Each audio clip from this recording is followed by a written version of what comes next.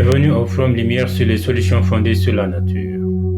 Nous avons le grand plaisir de vous faire part de notre collaboration avec des étudiants et des chercheurs en droit, en environnement, en aménagement et en urbanisme. Ces derniers souhaitent partager les résultats de leurs recherches, donner des conseils pratiques et des solutions réalistes et réalisables au grand public sur les stratégies d'adaptation et de résilience au changement climatique, la lutte contre la salinisation des terres, l'agroforesterie, les techniques agricoles innovantes.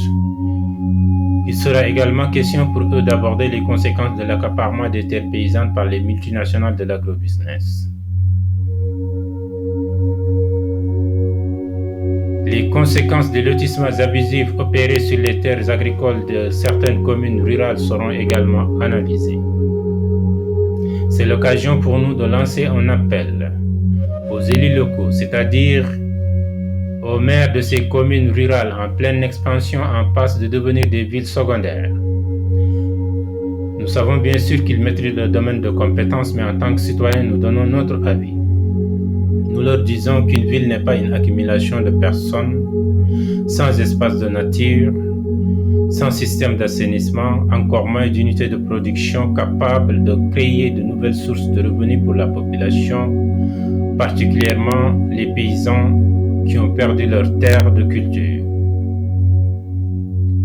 Que les maires des communes rurales, en pleine expansion, notamment ceux de Fatick, fassent très attention.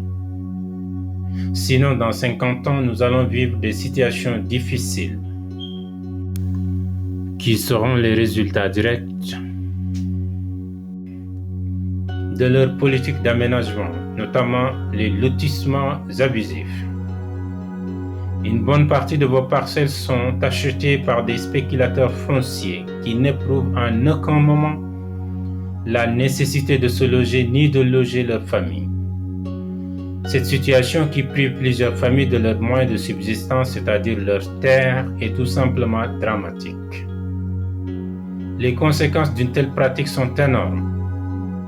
Nous pouvons citer l'abandon scolaire des enfants dû au manque de moyens de leurs parents qui n'ont plus de sources de revenus, le développement de certains vices et la montée de la criminalité.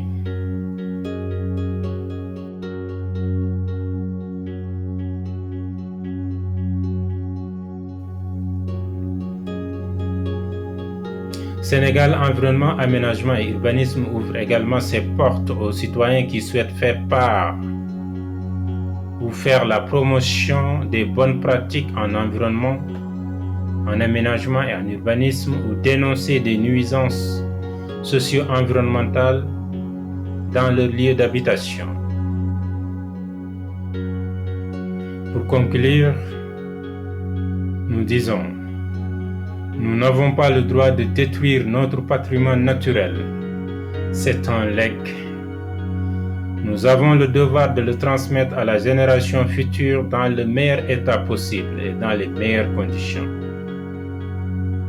Ensemble pour un Sénégal vert, pour le bien de tous et l'intérêt de chacun.